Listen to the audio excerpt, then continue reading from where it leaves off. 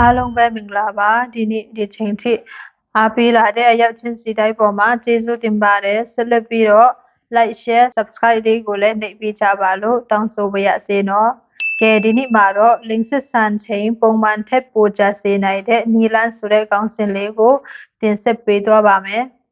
အမျိုးသားတွေကြာပါသလားမြေခွန်းတွေရှိပါတယ်အဲ့ဒါကပါလဲဆိုလို့ရှိရင်လင်းစစ်ဆန်တဲ့အခါမှာကြာချိန်ပေါ့နော်တအားကြာတာတို့အရန်မြန်တာတို့ရှိပါတယ်အဲ့ဒီတော့ကြာတာနဲ့မြန်တာကဘယ်ဟာကကျမကြီးနဲ့ညီငွတ်တာလဲဒီမိခွန်းလေးကိုဒီဗီဒီယိုလေးမှာဖြည့်သွားပေးပါမယ်ရှင်ပြောရမယ်ဆိုလို့ရှိရင်လင်းစစ်ဆန်တာကိုပြောရင်အကြံအဖြစ်တော့၃ပိုက်ခွဲခြားနိုင်ပါတယ်မတ်တစ်မှာတော့နိုးဆွချင်းပေါ့နော် foreplay လို့ခေါ်တဲ့နိုးဆွချင်းပဲဖြစ်ပါတယ်ပြီးတော့မင်းမကိုထိုးသွင်းတဲ့အပိုင်ပေါ့နော်ပြီးတော့နောက်ဆုံးမှာတော့နှစ်ဦးနှစ်ဖက်ပြီးမြောက်သွားတာ orgasm လို့ခေါ်ပါတယ်အဓိကအကြာချိန်ဆိုတာကတော့ထူးသွင်းတဲ့အချိန်နဲ့နောက်ဆုံး orgasm ပြီးမြောက်တဲ့အချိန်ကကြာချိန်ပြောချင်းဖြစ်ပါတယ်အဲ့ဒီတော့လင်းစစ်ဆန်တဲ့ကြာချိန်ကဘယ်လောက်ကြာတင်တယ်လဲမြန်ရင်ကောင်းလားနီးရင်ကောင်းလားပြောပြပေးသွားပါမယ်လင်းစစ်ဆန်တဲ့အချိန်ဘယ်လောက်ကြာတင်လဲမပြောခင်မှာပေါ့နော်စုံတွဲ9ယောက်ကိုစမ်းသက်ချက်ကိုပြောပြပါမယ်စမ်းသက်ချက်ကတော့ထူးသွင်းတဲ့အချိန်ကစပြီးတော့ပြီးမြောက်တဲ့အချိန်ပေါ့နော်အရှိက foreplay မပါဘူးစမ်းသက်ချက်တစ်ခုတော့သူတို့ကိုအချိန်ပေါင်းများစွာစမ်းသက်ထားတယ်သူတို့ရဲ့ရမြတ်လင်းစစ်ဆန်တဲ့အချိန်ပြီးမြောက်တဲ့ကြာချိန်ဟာ3မိနစ်မှ9မိနစ်လောက်ထိကြာပါတယ်ဒါကြောင့်မို့လို့တကယ်တချို့တွေကတော့ပြောကြတယ်ငါက9မိနစ်နဲ့ပြီးသွားတာကွာဘာညာပေါ့နော်အဲ့လိုမျိုးပြောတဲ့သူလည်းရှိတယ်တကယ်မှာတော့ဖြတ်မြတ်မှာနိုင်ငံခြားကလူတွေတောင်မှ3မိနစ်ကနေ9မိနစ်လောက်ပဲကြာတယ်နောက်တစ်ချက်ကတော့2008ခုနှစ်မှာပေါ့နော် US နဲ့ကနေဒါမှာရှိတဲ့လင်ပိုင်းဆရာပညာရှင်ပေါ့နော်သူတို့တွေကိုမြင်မြန်ထားတဲ့အချိန်မှာလင်းစစ်ဆန်ချိန်ကဘယ်လောက်ကြာတင်လဲဆိုတာကိုတည်တည်ချာချာမေးတဲ့အခါမှာ3မိနစ်မှ9မိနစ်လောက်ဆိုရင်မဆိုးဘူးပေါ့နော်အဆင်ပြေတယ်ပေါ့လက်ခံနိုင်လောက်တယ်အဲ့လိုပဲကျွန်တော်တို့က9မိနစ်မှ13မိနစ်လောက်ဆိုရင်လက်ခံနိုင်လောက်တဲ့ပမာဏတွေလည်းရှိပါတယ်ဒါပေမဲ့13မိနစ်ကနေနာရီဝက်ဆိုရင်တော့တအားကြာသွားတယ်တကယ်တော့အရှိမ foreplay နဲ့ပေါင်းလိုက်လို့ရှိရင်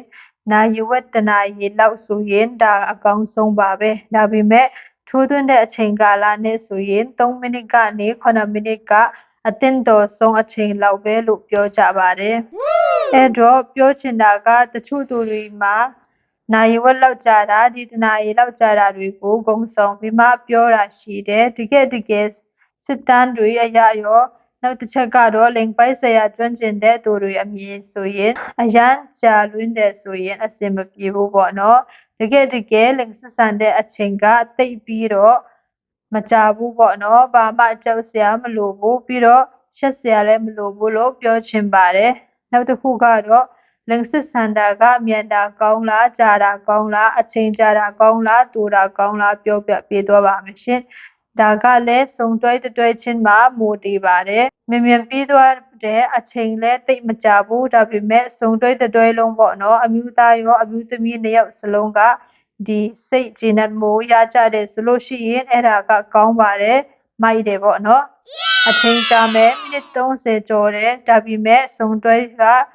တိတ်အဆင်မပြေဘူးအမျိုးသမီးတွေကဖက်ကလည်းတအားနာကျင်တယ်ပြီးတော့အမျိုးသားဖက်ကလည်းတိတ်ပြီးတော့ကျေနပ်မှုမရဘူးဆိုရင်အချိန်သာကြာတာအဆင်မပြေဘူးပေါ့နော်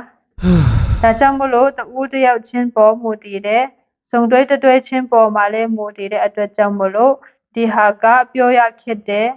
သူများတွေပြောတိုင်းမယုံကြနဲ့ပေါ့နော်လှုပ်တာတွေဂျာစီတွေတောက်တာတွေလုံမိကြတယ်အဲ့ဒီဂျာစီကတချို့ဆိုရင်ကိုယောဂနဲ့မကိုက်ညီဘူးပြီးတော့စီးနဲ့လည်းမတည့်တာတွေတွေ့ရတယ်စီးရဲ့ပြီးထွက်ဆိုးကျိုးတွေကိုခံရတာတွေတွေ့ရှိရတယ်ဒါကြောင့်မလို့စုံတွဲရဲ့ကိုယ့်ရဲ့သဘောထားပေါ်မှာပဲမူတည်တယ်မြန်ရင်ကောင်းလားနီးရင်ကောင်းလားအချိန်ကြာရင်ကောင်းလားတူရင်ကောင်းလားဆိုတာကဘယ်ပညာရှင်ကမှသုံးသပ်တာမရှိဘူးပေါ့နော်လင်းစစ်ဆန်တဲ့ကြာချိန်လွှဲမှုတဲ့အချက်တွေကိုဆက်လက်ပြီးမှပြောပြပါမယ်နော်အဲ့ဒီနဲ့ပတ်သက်တဲ့အချက်3ချက်ရှိပါတယ်နံပါတ်1ချက်မှာတော့အသက်အရွယ်ပေါ့နော် အသက်အရွယ်အသက်ငယ်တဲ့အခါကျတော့လူကအမြဲတမ်းကျန်းမာတဲ့လန်းဆန်းတဲ့အချိန်ပူပူကြာဆက်ဆံနိုင်ပါတယ်အသက်ကြီးလာတဲ့အခါမှာအားတွေကျလာတဲ့နှလုံးပိုက်ဆရာမှာလည်းပူပြီးတော့အားနေလာတယ်အဲ့ဒါကြောင့်မို့လို့အကြိုက်မဆက်ဆံနိုင်တော့ဘူးပေါ့နော်အဲ့တော့အသက်ကလည်းလိင်ဆက်ဆံရေးမှာလွတ်မှုရှိပါတယ်ပြောပြီးကြာတာတူတာအရေးမကြီးဘူးကျေနပ်မှုရဖို့တော့အရေးကြီးပါတယ်ကိုနဲ့ကိုပါဒနာကျေနပ်မှုရရင်ပြီးပါပြီနံပါတ်2ချက်မှာတော့ပတ်ဝန်းကျင်ပေါ့နော်ဘယ်ပတ်ဝန်းကျင်မှာကိုကနေနေတာလဲဒီစုံတွဲဟာမိသားစုနဲ့အတူတူနေပြီးတော့အများကြီးနေရတဲ့ပတ်ဝန်းကျင်မှာနေရတယ်ဆိုလို့ရှိရင်ပြဿနာတစ်ခုတော့ရှိပါတယ်လိင်စစ်ဆန်တဲ့အချာချိန်ကတူတောင်းသွားနိုင်ပါတယ်။ဘာကြောင့်လဲဆိုတော့မြန်ပြည့်အောင်လုပ်နေတာကိုအဲ့ဒါကကျေနပ်မှုသိမရဘူးဖြစ်နေတတ်ပါတယ်။ပတ်ဝန်းကျင်ရဲ့အနေအထားနဲ့စုံတွဲတို့ရဲ့လိင်စစ်ဆန်မှုဟာလွတ်မှုရှိပါတယ်။အဲ့ဒါကြောင့်တက်တာရှိတဲ့နေရာမှာလိင်စစ်ဆန်မယ်ဆိုလို့ရှိရင်ပို့ပြီးတော့အဆင်ပြေတယ်ပေါ့နော်။နံပါတ်3ချက်မှာတော့လိင်ပိုက်ဆရာကျမကြီးပြဿနာလိင်ပိုက်ဆရာအင်္ဂါမှာဖြစ်တဲ့ယောဂါတွေပေါ့ရှင်းလေးပဲပေါ့နော်လိင်အင်္ဂါမှာယောဂတစ်ခုခုဒါမှမဟုတ်လိင်အင်္ဂါမှာချိုးရမှုတစ်ခုခုလိင်အင်္ဂါမှာပန်းတီပန်းညဖြစ်တာတို့တုတ်လွတ်မြန်တာတို့ဖြစ်မယ်ဆိုလို့ရှိရင်လိင်ဆက်ဆံတဲ့ကြာချိန်ကတူတောင်းသွားနိုင်ပါတယ်ပြီးတော့အဲ့လိုပဲအမျိုးသမီးတွေမှာလည်းမိန်းမကိုယ်မှာအနာတရားဖြစ်တာမျိုးမိန်းမကိုယ်မှာအည်ပြယောဂါပြီးတော့တစ်ခုခုဖြစ်တာမျိုးရှိမယ်ဆိုလို့ရှိရင်လိင်ဆက်ဆံတဲ့အချိန်ကာလတူတောင်းသွားနိုင်ပါတယ်အစင်မပြေဖြစ်လာနိုင်ပါတယ်ဒါတွေကတော့လိင်စစ်ဆန်တဲ့ကြာချိန်မှာလွယ်မှုတွေပဲဖြစ်ပါတယ်အခုလိင်စစ်ဆန်တဲ့အခါကြာအောင်ဘယ်လိုလုပ်မလဲပြီးတော့ဒူတောင်းသွားအောင်ဘယ်လိုလုပ်မလဲဆိုတာကိုလည်းဆက်လက်ပြီးမှပြောပြပေးပါမယ်နော်ဒီဟာနဲ့ပတ်သက်ပြီးတော့နံပါတ်1ချက်မှာလိင်စစ်ဆန်တာမြန်ပြီးချင်ရင်ဘယ်လိုလုပ်မလဲအချိန်လည်းမရဘူးပြီးတော့မြန်လည်းပြီးချင်တယ်ကျေနပ်မှုလည်းရချင်တယ်ဆိုလို့ရှိရင်အရင်ဆုံးဘာလုပ်မလဲဆိုရင်တော့ပေါ့နော် foreplay ကိုကြာလုပ်ပေးရမှာပဲဖြစ်ပါတယ် foreplay ဆိုတာအများကြီးရှိတယ်နန်းတာရှုပ်တာတယောက်နဲ့တယောက်ကိုလည်းအင်္ဂါဒီနန်းပေးတာအများကြီးပေါ့နော်အဲ့ဒါတွေအချိန်ကြာအောင်လုပ်နိုင်တယ်ဆိုလို့ရှိရင်တာယာကျေနပ်မှုရမယ်အဲ့တော့နောက်ဆုံးထိုးသွင်းတဲ့ကာလက3မိနစ်လောက်ပဲပြီးတော့နှစ်ဦးနှစ်ဖက်ကျေနပ်မှုလည်းရမယ်ပေါ့နော်နောက်တစ်ချက်ကတော့တယောက်နဲ့တယောက်ပွင့်ပွင့်လင်းလင်းရှိဖို့တော့လိုအပ်ပါတယ်မင်းပါလို့ချင်းလဲငါပါလို့ချင်းလဲဆိုတာမျိုးပေါ့နော်တယောက်နဲ့တယောက်ပွင့်ပွင့်လင်းလင်းဆွေးနွေးထားပြီးတော့တိုင်ပင်လုပ်ရင်တော့ပို့ပြီးတော့အဆင်ပြေပါတယ်နော်နောက်ဆုံးကတော့ position ပေါ့နော်လိင်စစ်ဆန်ရင် position အများကြီးရှိတယ်သူဘယ် position ကြိုက်လဲကိုကဘယ် position ကြိုက်လဲဆိုတာပေါ့နော်သူကဘယ် position မှာတာယာကျေနပ်မှုရှိလဲကိုကရောဘယ် position မှာတာယာပျော်ရွှင်မှုရှိလဲဆိုတာအဲ့ဒါကိုတည်ချာကြာလုပ်မယ်ဆိုလို့ရှိရင်မြန်ပြီးတာတောင်မှနှစ်ဦးနှစ်ဖက်ကျေနပ်မှုရနိုင်တာပေါ့နော်ဒီဟာတွေကမြန်ပြီးချင်တဲ့သူတွေတာယာကျေနပ်မှုရတဲ့နည်းလမ်းတွေပဲဖြစ်ပါတယ်နံပါတ်2ချက်မှာ